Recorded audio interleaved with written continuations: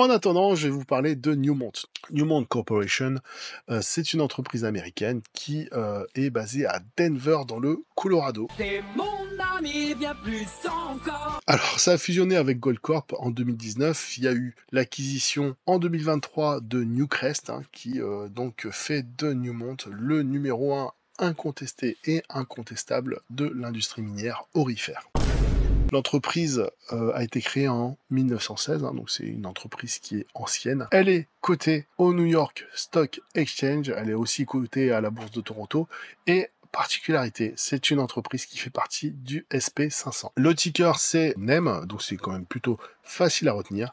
Attention, en 2019, Newmont a acquis Goldcorp pour 10 milliards de dollars. L'achat de Newcrest, c'est 16,9 milliards de dollars. Donc c'est des grosses fusions. Newmont, là, en 5 ans, a dépensé 26 milliards de dollars pour acheter Goldcorp et Newcrest, et donc là, créer un géant mondial de l'or. Je te préviens, si tu fais pas ce coup-là avec moi, c'est plus la peine de venir me voir, tu comprends, je suis sérieux. Pour le coup, pour vous donner un ordre de valeur, la capitalisation totale de Newmont, c'est 53 milliards à peu près. Donc voilà, on a la moitié de la capitalisation de l'entreprise qui a été dépensée pour acquérir Goldcorp et Newcrest récemment. Autant vous dire que, vu que l'acquisition et la fusion a été confirmées en novembre, les économies d'échelle, les émulations, les bienfaits de cette fusion ne feront leur effet que fin 2024, début 2025. On a déjà des économies d'échelle prévues et qui sont en cours. C'est pas fini.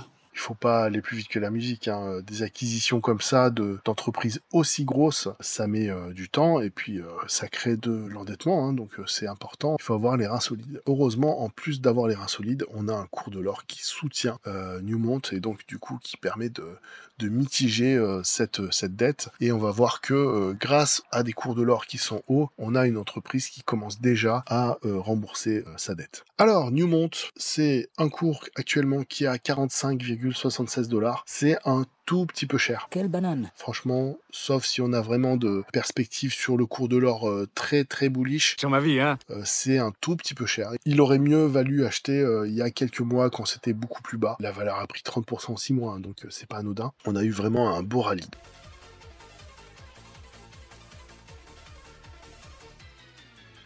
Donc, pourquoi Newmont? Newmont, c'est la moitié de ces valeurs qui sont des Tier 1 Gold Mine et qui sont positionnées dans des juridictions qui sont très très favorables à la mine. Et je rajouterai très stable politiquement. C'est une entreprise qui est complètement intégrée et surtout qui a beaucoup d'expertise technique. Et ça, on ne peut pas lui enlever. Quand on opère depuis autant d'années et qu'on est le leader mondial, forcément, on va créer des savoir-faire maison et on va créer des connaissances et des expertises. Voilà, on crée des synergies, on crée des expertises, que ce soit d'un point de vue humain ou d'un point de vue matériel. On a une entreprise qui est très très stable, c'est une entreprise américaine. La gouvernance aussi est très très stable. Et on est sur une entreprise qui est très puissante. C'est le numéro 1 mondial, comme on l'a dit. Ils ont une politique de retour à l'actionnaire qui est plutôt intéressante, mais ils sont disciplinés et ils sont pas nés de la dernière pluie. C'est pas une entreprise qui va s'endetter de façon inconséquente et faire n'importe quoi avec son argent. For the LV.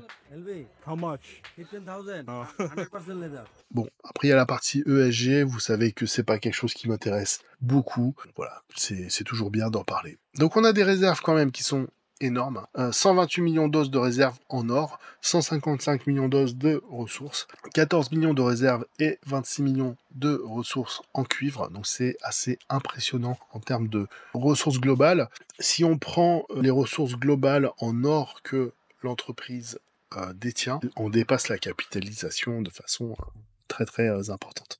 On a 1,7 million d'onces qui ont été produites au Q1 2024, donc avec un EBITDA de 1,7 milliard, donc c'est quand même pas mal, et le AISC est de 1439 $ par once, donc c'est quand même important. Donc ça c'est le coût global pour produire une once d'or, grosso modo, donc 1439. Si vous avez un cours à l'époque qui a 2000, vous gagnez 550. Voilà, c'est aussi simple que ça. Vous me voyez venir, si on a un cours à 2003, le calcul est très très très simple.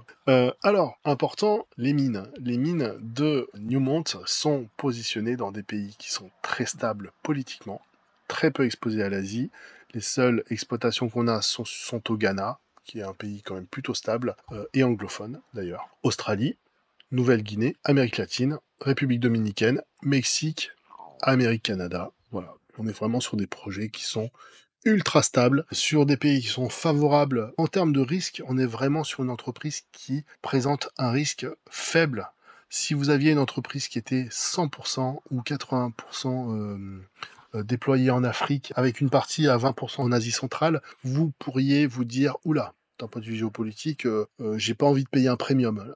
Il y a quand même un sacré risque là. Voilà, ou si vous exploitez des mines au Soudan, au Yémen, au Niger, Orano en a fait récemment les frais, hein, donc voilà. Il faut quand même se dire que le risque, la gestion du risque, la stabilité politique, ça a un prix, ça se paye. C'est un vrai premium parce qu'on a une garantie d'exploitation qui est quand même beaucoup plus forte. Donc effectivement, hein, des projets qui sont déployés aux États-Unis, au Canada, au Mexique, en Argentine, au Suriname, en République dominicaine, au Pérou, au Ghana et en Australie pour les plus grosses mines de Newmont. Alors Newmont a publié ses résultats le 25 juillet, donc c'est quand même très très récent. Et là, vous voyez, donc on a une production qui a augmenté, un EBITDA qui a augmenté, hein, fatalement, parce que le cours de l'or, entre-temps, est passé de 2000 à 2003, donc forcément, c'est important, et on a un retour pour les actionnaires qui est assez sympathique, qui va se présenter sous forme de dividendes et sous forme de rachat d'actions. Ils ont produit 2,1 millions d'onces d'or, et ils ont généré 594 millions de free cash flow, donc vous voyez qu'on a récupéré une bonne partie des free cash flow qui a été retournée aux actionnaires. Donc ça c'est pas mal, mais on n'a pas excédé les free cash flow. On a déjà des économies d'échelle avec l'acquisition de Newcrest qui sont en cours de route, sachant que leur objectif il est à 500 millions de dollars de synergie. D'économie, donc on va voir ce que ça donne. Alors, on parlait du fameux AISC, donc c'est le All-in Sustaining Cost, donc en gros, de combien vous avez besoin pour produire une once d'or. Actuellement, ils sont montés à 1562 sur le Q2, et que l'AISC est en augmentation quasiment constante depuis 2021. On a pris quand même 500 dollars, hein, donc c'est énorme. Alors, il y a plusieurs raisons. Ça peut être la concentration en or qui est moins importante, et donc vous avez besoin d'extraire beaucoup plus de tonnes de terre et de roches pour obtenir la même once d'or. Donc ça vous coûte plus d'énergie, plus de frais généraux, hein, globalement. C'est plus le temps avance, plus la teneur diminue.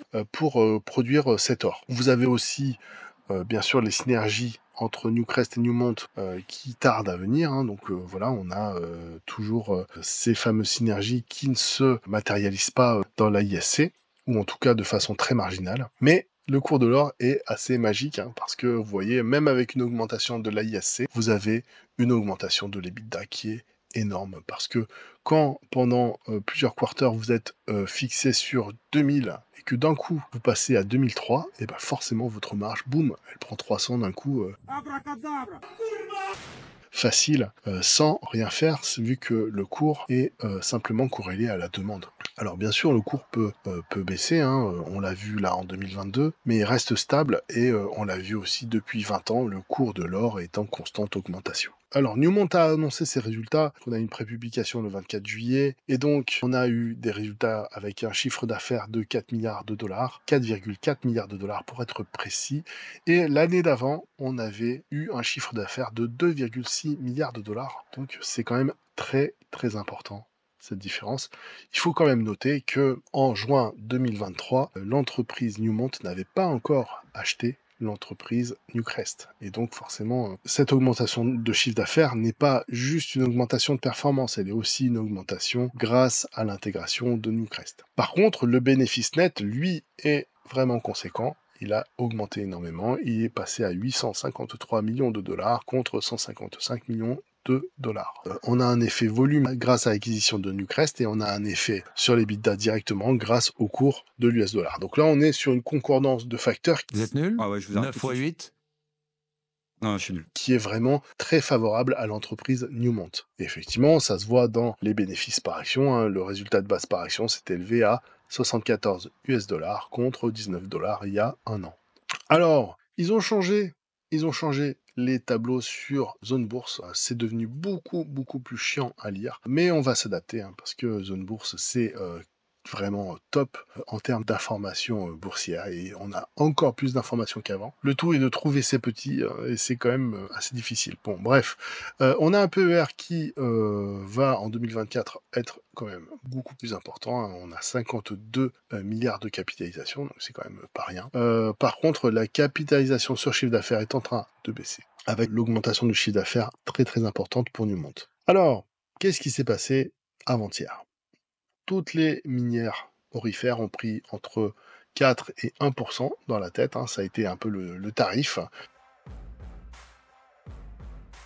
Avec cette chute du cours de l'or de 1,57%, donc ça a été quand même assez violent. Et Newmont, hasard du calendrier, le 24 avait publié ses chiffres, avait pris 2%, et puis boum, derrière, repère 4%. Alors, heureusement, le lendemain, ça a repris plus de %, mais voilà, il faut quand même se dire que le cours de l'or impacte très, très grandement le cours des minières, et c'est vraiment ultra corrélé. Si on n'est pas confiant dans le cours de l'or, il vaut mieux pas investir sur les minières. Ou en tout cas, il faut peut-être y réfléchir à 2 fois. En revanche, le bénéfice par action, hein, on voit depuis 2023, déjà d'une part il a une trajectoire qui est très importante, et d'autre part, voilà, on dépasse chaque année, chaque quarter, on dépasse les attentes du consensus. Pourquoi Newmont a acheté Newcrest ? Pour rester numéro 1, pour augmenter son portefeuille. Une publication qui a été faite par Newmont lors du rachat de Newcrest. Renforcer la position de Newmont en tant que leader responsable de l'exploitation aurifère grâce à la combinaison d'opérations, de projets et de réserves de haute qualité. Concentrer dans des juridictions à faible risque, y compris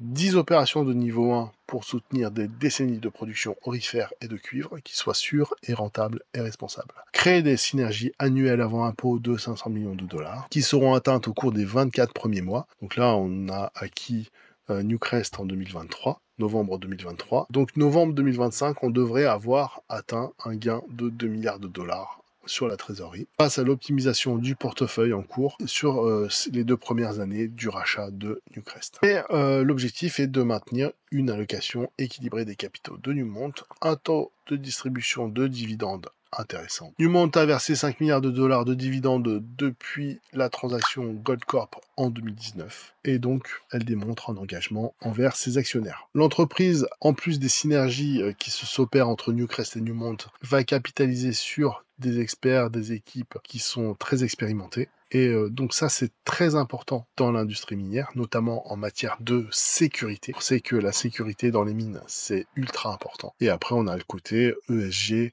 de Newmont, le bullshit habituel. Voilà pour Newmont, avec donc l'achat de Newcrest. Donc ça libère de nouvelles capacités. On sait qu'on va avoir à peu près 2 ans pour que ce gros paquebot puisse prendre sa vitesse de croisière. Et donc, on devrait accompagner ce mouvement en surfant sur la hausse du cours de l'or, les synergies et la position dominante de Newmont, les futures incertitudes géopolitiques qui existent dans le monde, qui ne devraient pas trop impacter Newmont parce qu'ils ont une position qui est quand même plutôt stable et dans des pays qui sont plutôt sûrs d'un point de vue géopolitique. Et donc, forcément, si on met tout ça bout à bout, on devrait avoir un cours de l'action Newmont qui devrait, théoriquement, hein, on touche du bois, augmenter et prospérer avec un versement d'un dividende de plus en plus intéressant et une augmentation du cours de plus en plus intéressante. Je parlais de l'or tout à l'heure. Vous avez une société comme Barrick Gold, qui est également un des plus beaux fleurons miniers au monde, qui fait à la fois du cuivre et de l'or, qui se traite aujourd'hui avec des valorisations très faibles. On doit être à 10 où on soit les bénéfices. C'est des belles sociétés, c'est des sociétés qui sont construites sur la durée. Par ailleurs, je suis aussi actionnaire de Barrick Gold, qui est une entreprise qui est cotée à Toronto, mais j'ai fait une capture d'écran de la cotation à New York, mais on est quasiment sur la même chose. Le ticker pour Barrick, c'est Gold, donc c'est vraiment aussi facile à retenir. Donc voilà, je suis positionné sur Newmont, sur Barrick. Écoutez, je suis plutôt confiant sur ces 2 dossiers. Si ça vous intéresse que je fasse une petite capsule sur Barrick, n'hésitez pas à me le dire en commentaire. Sur ce, je vous dis à bientôt et je vous souhaite une très bonne journée. Une île de lumière, un cerf-volant s'est posé sur la mer. Un vent de liberté, trop loin pour les emporter. Un peu plus près des étoiles, au jardin de lumière et d'argent. Pour oublier les rivages brûlants.